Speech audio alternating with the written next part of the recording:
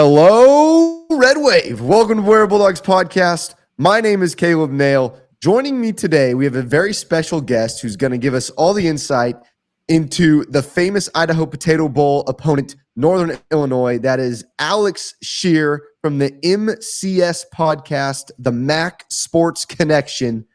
Alex, thank you for joining the show. How you been, man? So good to be on here, Caleb. Thank you for having me. Doing well. It's snowing here in Ohio, so I think it's about Christmas. That's what that's telling me. So, but no, appreciate the opportunity to be here. Thanks for having me on. Of course, man. So I follow you on X. That's how we got connected. You are, as you say, the podcast voice of the Mac. I agree. You do a great job. So if you guys are interested in all things Mac, head over to at TheMSCPodcast on X. Correct? Did I get that right? The MSC. MSC. Sorry. Yep. MSC. You're good. On X. So yesterday we had the Cure Bowl. Ohio was in the Cure Bowl. You're in Ohio. You're an Ohio Bobcat, I believe. Yep. Is that correct? Doing my master's there. Yeah. Yes. And you were, we were talking before, you're also Toledo Rocket. And then we're trying to figure out where you're going to go to next in the MAC. You have to stay in the MAC.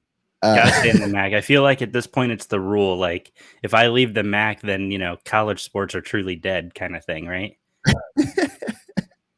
Yes, but you are the true representation of the MAC on X. Put the voice of them, and I appreciate what you're doing for the MAC and college football. Because to be honest, Alex, there's not enough of us supporting these smaller schools because they call us Division I, but they treat us like Division III.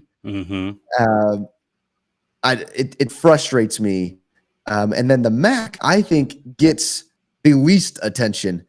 But it's the most fun midweek game you're going to ever experience.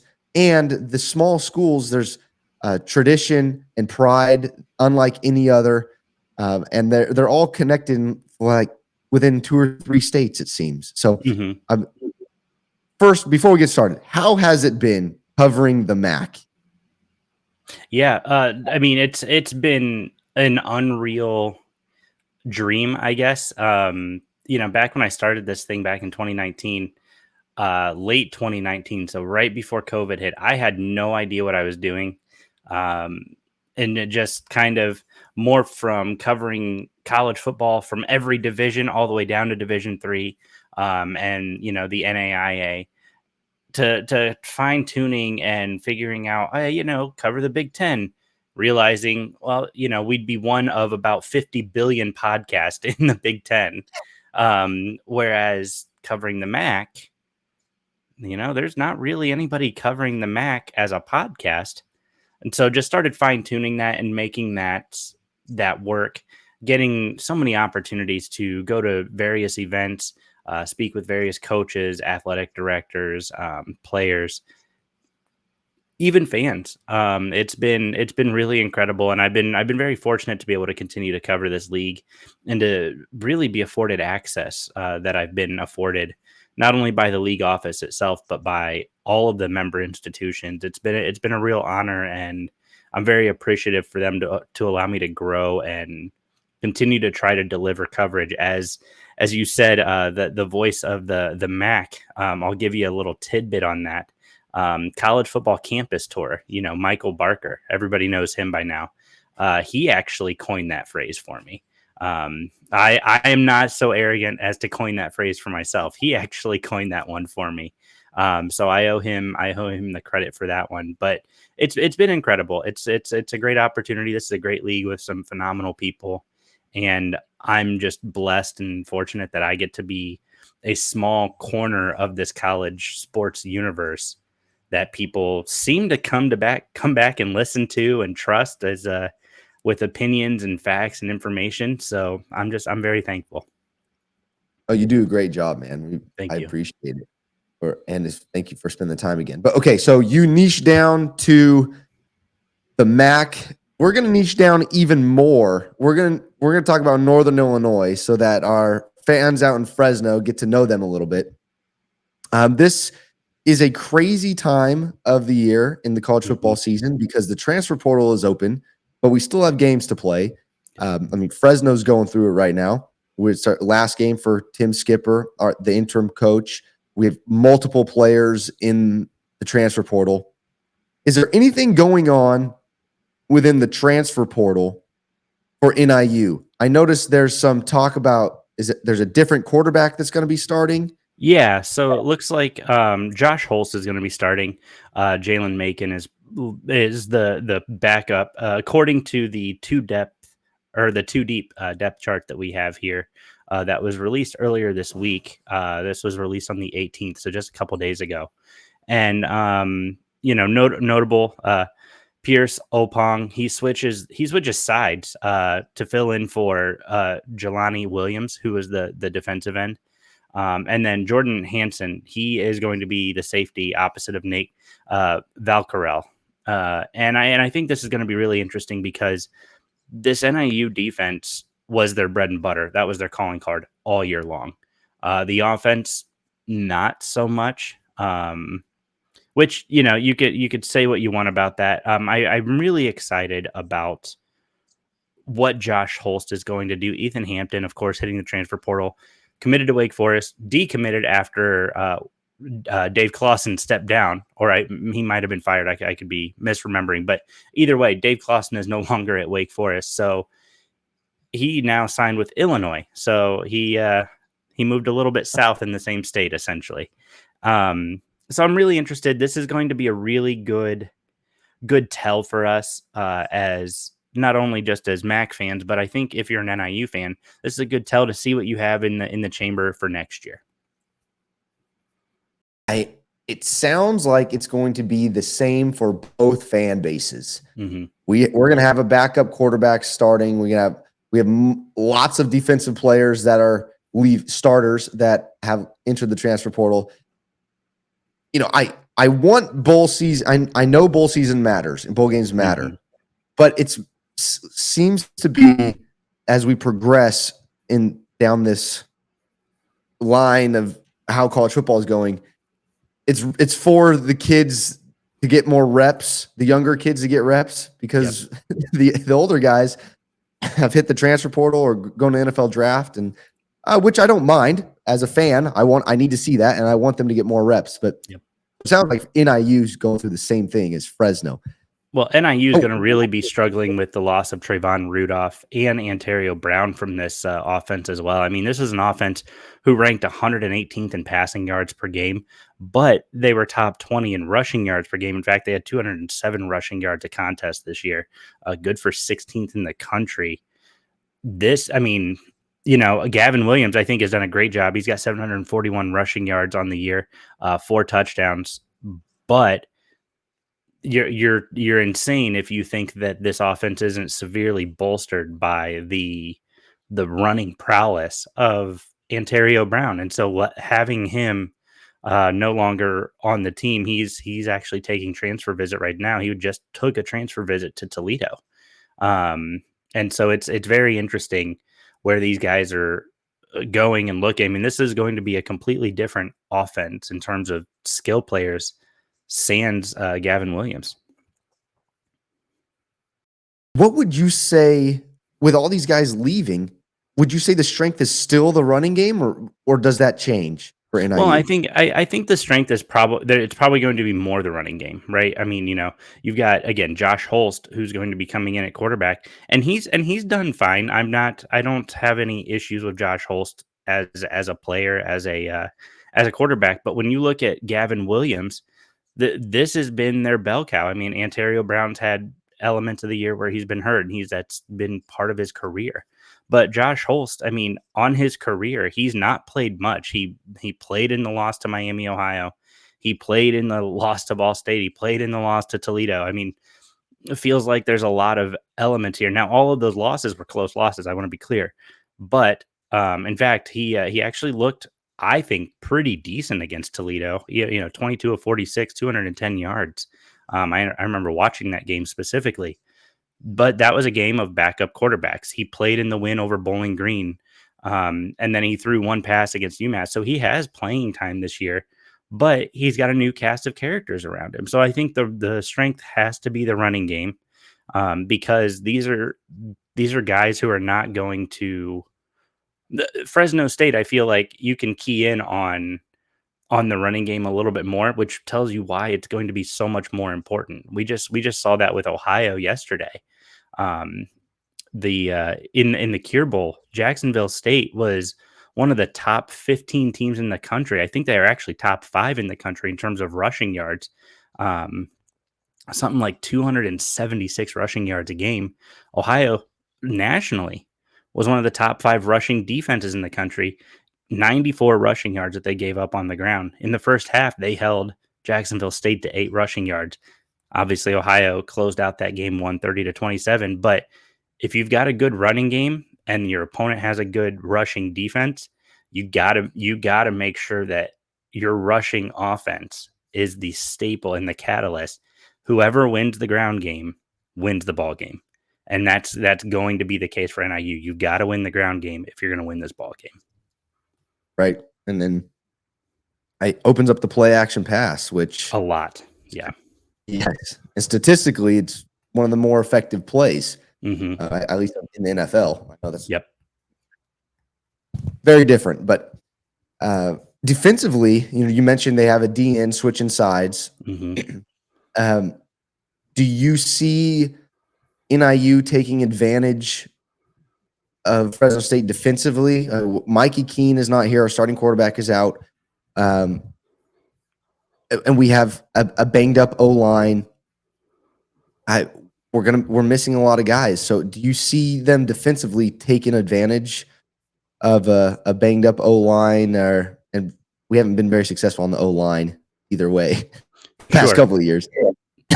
But defensively, how are we looking with NIU? What should we be looking out for? You gotta look out for Jaden Dolphin. And I'm trying to compare my notes to the 2 deep here.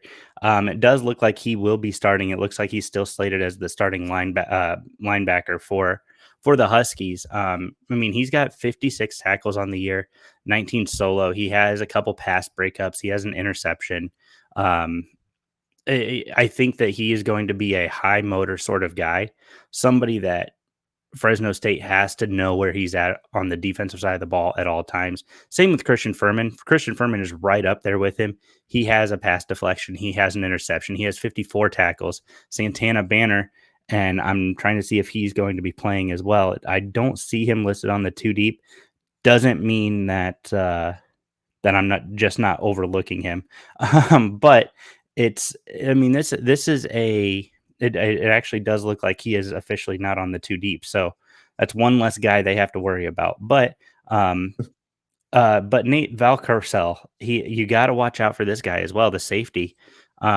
He's got 51 tackles. He's got 2 picks on the year. I mean, this is a defense that is going to swarm to the ball. In fact, on the year, this defense has 8 interceptions and 43 pass breakups.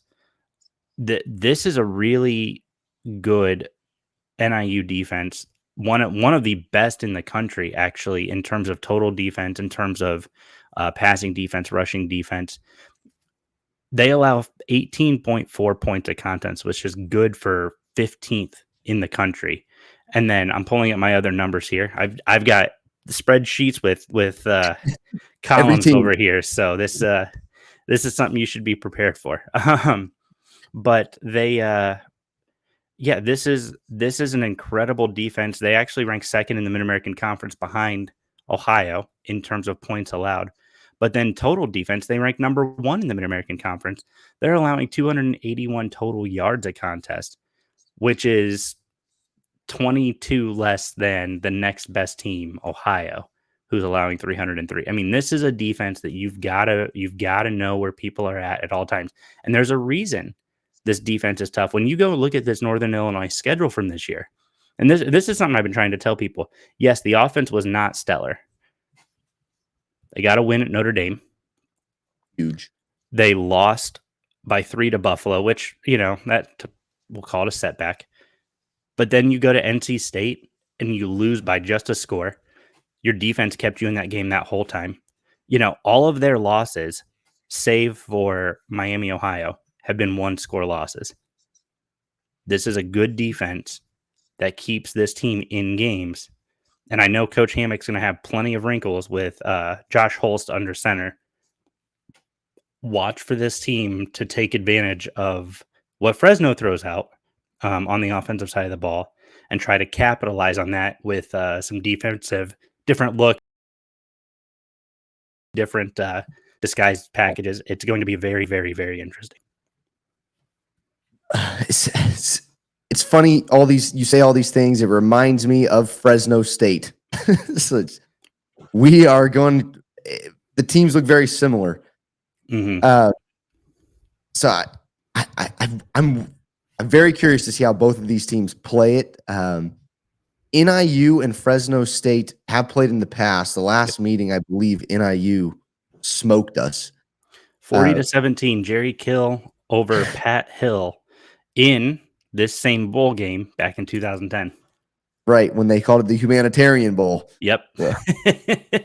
But we did get our revenge on Kill. We beat him, I believe, last year in the New Mexico Bowl when he was at New Mexico State. So now it's time we'll see what we can do with Northern Illinois. We just have so many pieces missing, but it's going to be fun to watch.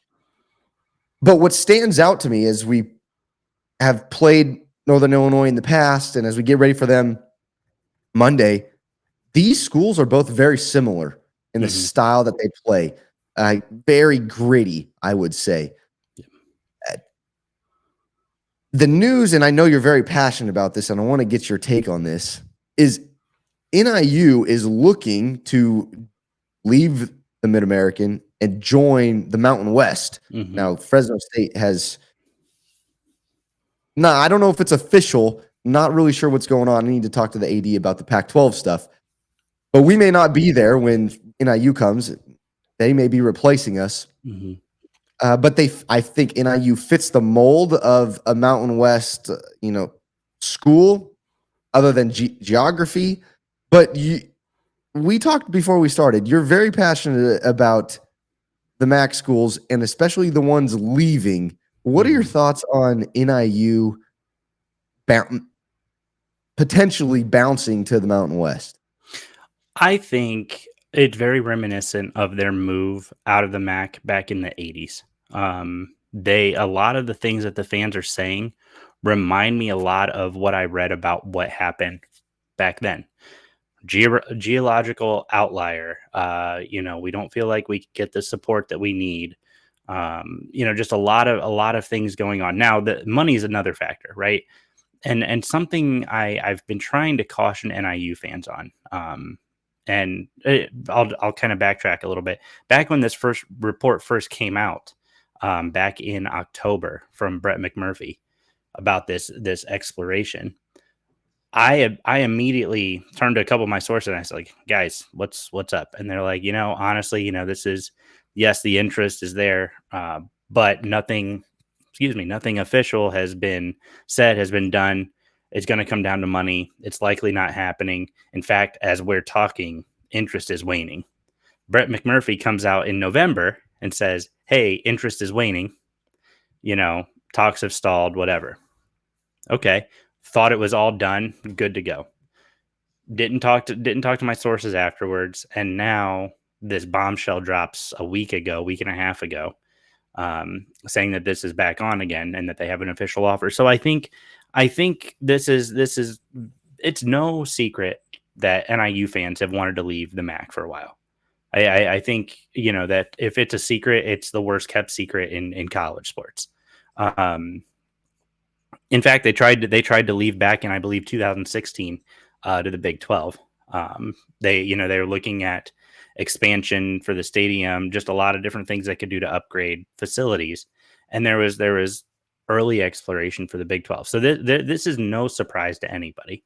But I think NIU fans need to be aware of, and that it's very laughable to me. They say, oh, well, we're not worried about the travel to like Hawaii and stuff. But then we'll turn around in the same breath and say, oh, but the travel to UMass. Something they don't seem to understand is that UMass, even if you're flying, is closer than every Mountain West team. Every single one. And then, by the way, you now have to fly to Hawaii every other year. So, and then the element of the money thing. There's talk about the Mountain West deal being worth like $3 million a year. Well, that money is for full members. And you'd be joining as a football only member. So I'm willing to bet dollars and donuts, because I like both, that NIU fans or NIU would not be receiving a full slice of that pie. They may receive 60%, 70%, but NIU is not getting that full 3 million, 3.5 million. They can't do that. They now have to support UC Davis, Grand Valley State, who are joining as non-football members. That money's got to get distributed elsewhere too. It's not just here's $3 million NIU, thanks. So there's that factor. The MAC media deal, as it sits right now, was signed 14 years ago. At a time when that deal was a pretty good deal. The MAC schools, I've heard different numbers, get anywhere from $800,000 to $1.2 million a year. 14 years ago, that's a phenomenal deal for a mid-major program. Schools who are gearing up to start to become BCS Bowl eligible participants. Recall to Northern Illinois actually doing so. So I think that there's a lot of factors involved, but also you're now going to have an identity crisis. You're going to be a football program in the Mountain West. You're going to be Olympic sports in, let's say, the Summit League or the Horizon League. Oh, and then by the way, that league doesn't support gymnastics and wrestling. Well, let's see if the MAC will keep us. Well, this is awkward. We're still MAC members through these two sports. Well, they don't keep us. Cool. We'll explore the Big 12, or perhaps have to drop these sports altogether. So to me, none of it makes sense. There's something NIU fans clearly see that I don't. But I'm looking at it from every logistical angle. And to me, it doesn't make sense. The MAC is, for all of the stuff people say about the Mid-American Conference, the MAC is stable. And I think stability is something college football is going to very, very severely miss in a couple years. Having a conference like the MAC be stable. Yes. This is one last thing that talking about always the MAC's always expanding east. I'm sorry, that Boston market, not the restaurant, the media market, is worth far more than the Carbondale, Illinois media market. The Temple market, or the Philadelphia market, when Temple was in the MAC, is worth far more than the middle of Iowa market. Like, that's not Iowa City or Ames. It's just worth more. So you got to look at those factors. There's a reason the MAC has looked at those schools. It's not to alienate Northern Illinois. It's just like what the Mountain West is trying to do with Northern Illinois and grabbing the Chicago market. You got to grab the big markets and make them part of your brand. It's not just, the next closest market to Northern Illinois is Green Bay. There's no football team in Green Bay outside of the Packers who could play in the Mid-American Conference. It's just not, it's not there. And then you go down to St. Louis. Who are you bringing from St. Louis? Southeast Missouri. Okay. Elevate an FCS program. That's fine. But that's still a little bit of a hike. So just the arguments that I'm hearing from some very passionate fans, some fans I respect, don't line up when you present that same argument from the other side. And so I just, I want people to realize the next MAC deal is going to be better. Again, this is a 14-year-old deal. It's going to be a much better deal once they renegotiate after 2026, I believe. So you got another year and a half of this deal. Any rumors to what you guys will get? I don't have anything. I'll be honest. I don't have anything. Based off of knowing that UMass is coming in, the MAC is going to see a slight bump in basketball worthiness, I guess, in net ratings, things like that. I guess it might depend on if Northern Illinois is stays. I mean, for as much as Northern Illinois, wants to claim that Chicago market, and I think it's a fair argument. Nobody in Chicago is consistently watching Northern Illinois football over Northwestern. I think if we're really honest with ourselves, that's what's up. But it's still access to that market, and I think that's the key thing.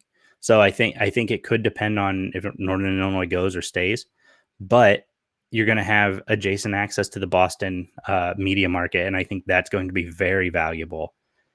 You keep Chicago, you keep Detroit, you keep Boston, you keep Columbus. Those are several big media markets and I think the value is only going to go up. Does that midweek game make a big difference for the MAC? I've had this debate a lot with a lot of people. Yeah. I am personally a big fan of the midweek games. I get how the stadiums look. They look very empty on those midweek nights. Trust me, I get it. And if I'm a student athlete, that frustrates me. I'm not gonna. So, I don't want to be out there playing my heart out and look up and there's 15 people in the stands. This isn't high school football anymore. So I get it. I get the frustration. Logistics for fans traveling, it's tough. It's a Tuesday night. It's a Wednesday night. I got to work in the morning. I get all of the arguments. For me, the biggest one that I keep hearing is I don't want to go sit out in the cold in November on a Tuesday night for 4 hours. I think the MAC, you move your midweek slate to October. You eliminate a huge weather factor. You likely get more fans. My other argument to that is, fans go out and watch November football games on a Saturday night and stay out for 4 hours. So the weather argument doesn't make that much sense to me. The travel argument, okay, I get that one. That's a fair argument, especially if you're not near or if your school's not near a big city. So like you've got Central Michigan is an hour away from East Lansing, right? That's an hour there, hour back. You're there for 3.5 hours for the game. By the time you get home, it's almost midnight. It's a long night. I get it. Whereas Toledo, Buffalo, Akron, Kent, you're adjacent to these bigger cities. That's beneficial. So I think it does in a small way hurt the league. But I think it's undeniable that the league gets more national exposure. I mean, the MAC led all Group of 5 conferences with 3 consensus All-Americans this year. I think we saw Quinyon Mitchell, the now former first-round draft pick out of Toledo, was on display on Tuesday and Wednesday nights when he would have been buried on a different channel on ESPN Plus while Ohio State's playing or while Michigan's playing. So I think that there are exposure benefits, but I think it does hurt the fan experience. So I would propose moving it to a midweek October slate. Makes sense. Conference USA adopted the model and they adopted it for October. I think you just flip them. Conference USA is a lot further south. Flip them. Let them play the November games. They're not going to be as cold. Let the fans up north watch the midweek games in October. They're not going to be as cold. I think that's a win-win for everybody. I agree. I can get on board with that. I mean, I'm out in Fresno, so I have no say in the matter, but I just get to watch. But right. Everything you said makes sense. Real quick, I want to jump back to this Fresno State, Northern Illinois, famous Idaho Potato Bowl. I want to get your final prediction, if you can, and what you think is going to happen here. Okay. Okay, so who do you have winning this game? Well, I feel like I wouldn't be the MAC homer that I am if I picked Fresno State. So I've got to go Northern Illinois winning this one. They are 3-point favorites, by the way. They are 3-point favorites. I really like this one for both of these programs. Northern Illinois, they ranked they ranked number 1 in the MAC this year in terms of passing defense, only allowing 169 yards a contest. When I look at Fresno State, I see that they ranked 44th in the country at almost 250 yards a contest. The running game is going to be really, really critical for both teams. It looks like Fresno State, they allow 24.6 points a contest, while scoring 26, almost 27 a game. So I think that, they've got stuff figured out. They like to play close games. Northern Illinois likes to play close games. I mean, Fresno State played a great game, frankly, I thought, against Michigan to open the season. The UNLV loss is kind of the ugly mark on the record, but they closed out with a really close loss at UCLA to finish the season. I mean, flowers to Fresno State for having a great season. For me, I really like Northern Illinois purely off of defense, and it's really hard to game plan for an offense when you don't know who's capable of what past that first line of players. So I really like Northern Illinois in this one, and I'm going to go 27-24. Ooh, close. Yeah. Yes, our team does like close games. I don't like them, but they really like them. I tend to agree with you. I think with so many pieces in the portal right now, especially at the skill position or wide receivers, now you said your NIU passing defense is good anyways. So I think I would love to see Fresno State establish the run. We have a great freshman running back, Bryson Donaldson. So I think they should really stick to him and run. And I'm curious to see what happens, especially with, those pieces missing, like I said, and the coaching staff, this being their last game. How are the players responding? I'm sure they want to play for them, but how do the coaches respond? It's going to be very interesting in Fresno. I'm going to be watching a lot of things, but I agree with you. I think NIU wins this game. Alex, I'm not sure if you saw it, but I think there's a chance of rain in Boise. I did see that, yeah. So that makes things more difficult than they were already going to be for the passing game for both teams. So, and because of that, in NIU being a run-first team, I think it favors NIU and a low score. I'm going to go 17-24 NIU. Okay. Much as I hate to say that, because we are a huge Fresno State podcast, a fan, by the way. So, I mean, it is worth noting Fresno State, 137 yards that they're giving up on the ground, which isn't bad, honestly. Like that's respectable. And, to me, it feels like that's the big opportunity for Fresno State is if you can slow down the ground game, you can win this game. I agree. Now, here's the thing I'll throw in. Our two leading D tackles, I believe, are in the portal. Oof. Yeah. We have now our starting linebacker, two of our starting inside linebackers are still there. So that's nice. I would say some of our best.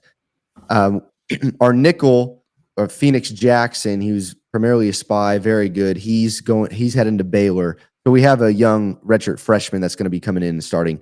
And then our top three corners are also out of this game. Oof. Okay. Yeah. So sorry, I should have led with all of that. But so that's what worries me the most defensively. We're going to have to our boys are going to have to be ready to play and put heads to leather because because NIU does that. That's the style of ball they play. And so our Good boys old are going to have to smash mouth football. Yeah. Yes. So I'm with you. I think NIU wins this game over Fresno State, as much as I hate to say that. Yesterday, you guys had a bowl game. The MAC had a bowl game. Ohio, the champions of the MAC, beat Jacksonville State. Do you feel this is just MAC in general talk? Once again, sorry, bouncing around. You're good. But do you feel like that the MAC like the Cure Bowl is a great bowl. Mm-hmm. I saw the group of 5 guys were there and doing their thing. And but do you feel like the MAC deserves maybe a little bit more attention in bowl season? Maybe some bigger, like P4 opponents that they get to play against in the bowl season? Well, I think that's an interesting question. I think every group of 5 conference wants to play more Power 4 programs in postseason, right? You want an opportunity to showcase, your strength against, their strength and just kind of see where you measure up. Toledo is going to be playing Pittsburgh in the game above bowl up in Detroit on the 26th. So that's a huge opportunity for Toledo against a Power 4 opponent. It'd be the first time, if they can pull that win off, be the first time since 2015 that they've beat 2 Power 5 opponents in the same season. That year they beat Arkansas and Iowa State before Matt Campbell left for Iowa State. So I think that's a huge opportunity for Toledo. And it's an opportunity for the MAC, right? Pittsburgh, they've struggled against the Mid-American Conference. If you look at just since 2000, they've lost to Akron, they lost to Western, they've lost to Toledo. They actually lost to Toledo in the Glass Bowl in 2003 when one Larry Fitzgerald was their star wide receiver, and they lost in an incredible shootout. So I mean, this is a Pittsburgh program who they're familiar with the MAC. They seems like they try to avoid scheduling them as much as they can anymore.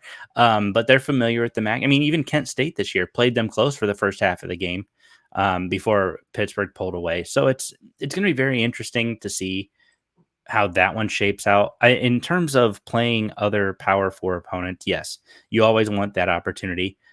I'm going to be a strong vocal advocate for every, let's stop calling it what it is as the college football playoff and just actually call it the college football invitational. And it will still be an invitational until you put all conference champions in. We all play the same. We all play the same game. We're not FCS. These group of 5 programs deserve an opportunity to compete for a national championship.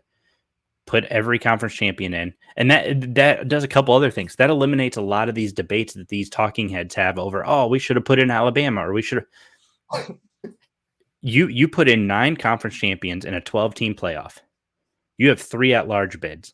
Those at-large bids probably go to Penn State, probably go to SMU, and then they probably go to Texas. What do those 3 teams have in common? Conference champion runner-ups. You eliminate so much of this debate. Now, that's probably why ESPN does it, because, it's free TV time, so they can sit there and argue all day. But it just makes the most sense. So I think, you want the opportunity to play as many Power 4 as you can. Some Power 4 seem to shy away from scheduling some MAC schools after taking a beating by them. But it's, something tells me Mississippi State is not calling Toledo anytime soon to play football again. But same with Northern Illinois and Notre Dame. It's not happening. But you always want those opportunities. It's good for the program. It's good for the brand. And it's good for the players. You get to play in some great environments, some true cathedrals to college football. So I'm always going to advocate and support that. As to doing it in the postseason, yes, because guess what? People can say, oh, well, so-and-so is in the portal. Doesn't matter. It's still a win over Iowa. It's still a win over Rutgers. It's still a win over you. Like, it's still a win over these programs who are the premier programs, who have vastly more talent, significantly more cash on hand to help recruit that talent. There's no reason these schools should be losing, but they still do. So to me, yes, you always want those opportunities, and I'm going to advocate for it. I'm going to advocate for all champions making the playoffs. But I think that, really bowl season, until it disappears, you should be looking at, marquee G5 matchups. Like the fact that it was 2 conference champions yesterday was awesome. I love that. Now that should have been a playoff game, but I love that. And I love that, because now it's like, here's our best, here's your best. Let's go at it. And it was a great game. And first half it was a blowout, but Jacksonville State came back and they played really strong and got Ohio sweating a little bit. But I think games like that are so critical. and so important for not only just the MAC programs, but all the G5 programs in general. Get to play a quality opponent, whether it be a Power 4 program or whether it be a fellow G5 champion. I would love to see more scheduling things like, hey, here's last year's G5 champ or last year's MAC champ versus last year's Sun Belt champ. Here's a football game. Like I would love more of that, but give me more Power 4 opponents. I will never say no to any of them in any bowl game ever. Well, it's funny you say that. I asked that question, and my answer to that question was, I love the MAC champion versus Conference USA champion. I love it, and I am 100% in agreement with you.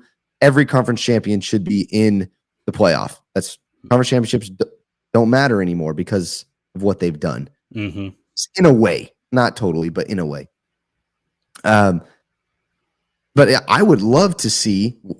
So technically, the Mountain West champion is supposed to go play in the LA Bowl. And they get the 6th place Pac-12 team. That doesn't happen anymore, but that's what used to happen. And that Pac-12 team, everybody's in the portal. Granted, it's a good win for us, but everyone, we had 12 guys. Our entire starting O-line was in the portal, all that stuff, right? And UNLV got to play Cal this year, but they were, in average in the ACC, actually probably near the bottom. But I would love to I'd rather have our Mountain West champ play the Sun Belt champ or somebody else in the group of 5, another champion. Yeah. So like the Cure Bowl. Yeah. So, anyways, I agree with you. 100% agree with you in everything that you just said. So, then we could force Notre Dame to finally join a conference. I think that would be the other big one. Yes. Put them in the Big Ten or the ACC where they belong. And hey, if Notre Dame goes and wins this whole thing, NIU is the national champ in my book. Yeah, 100%. If they beat us. I mean, if we go that far down the rabbit hole, then I think we get Ball State as the national champ. If we're gonna add more layers to it, Ball State or perhaps even Akron with their win over Toledo. So it's of course that one would just be secular because I think NIU beat Akron, so it'd just be a 3-way championship between Toledo, Akron, and NIU there. And that's why the MAC is so great. They go beat the G. This was great about G5. The G5 school like NIU goes and beats Notre Dame, and then they lose 2 or 3 games in conference. What happened? What's going on? They're all getting crap beat out of each other. That just tells you how strong the MAC is, right? People don't. I'm just saying Notre Dame could not handle the grind of a Tuesday night November schedule. Just saying. I'm not going to argue with that. But from what I saw last night, the playoff game, I wouldn't want to sit out there on a Tuesday. Oh, I would. See, that's I definitely would. I thought that having the home playoff sites that's exactly what needs to be happening in college football. Yeah. It just sucks that it's mostly northern games this year, but I think that's actually really big because what happens in bowl games? Oh, well, we're all going to travel south. Who are we going to play? Schools from the south. So I feel like now you get to see a little bit of that turned on its head because it gets cold up here in December, right? So to get to see that, I think the game tonight for Ohio State, Tennessee, it's going to be like 20 degrees at Ohio Stadium. And now Tennessee's not deep south. They still get some cold. I've got family down there in Tennessee. Big Vols fans, actually. I was there for Tennessee Ball State a couple of years ago with them.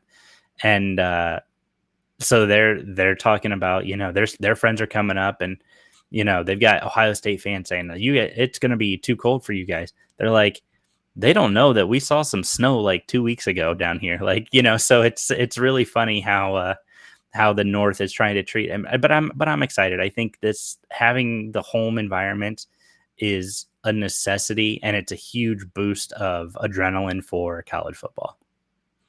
I agree. I think this is probably the best thing that came from the playoff. These home playoff games. Agreed. Well, Alex, you got anything else for this famous Idaho Potato Bowl? No, I mean, it should be a great time. I'm really looking forward to this game, this matchup. Obviously, Fresno State, has had a lot of great success over the years. So I'm really looking forward to both of these programs duking it out. Should be a great game, and yeah, I'm excited. Monday can't get here soon enough. I agree, man. Well, Fresno fans, and Northern Illinois fans, if you're here, check out Alex, the MSC podcast, the Max Sports Connection. He's a pro. You guys got to check him out. He's on X at the MSC podcast.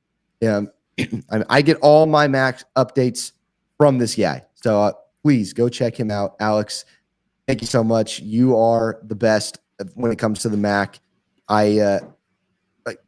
Thank you for coming on. I threw this at you on a whim and you answered, man. So thank you very much. Yeah, of course, Caleb. No, I appreciate you you having me.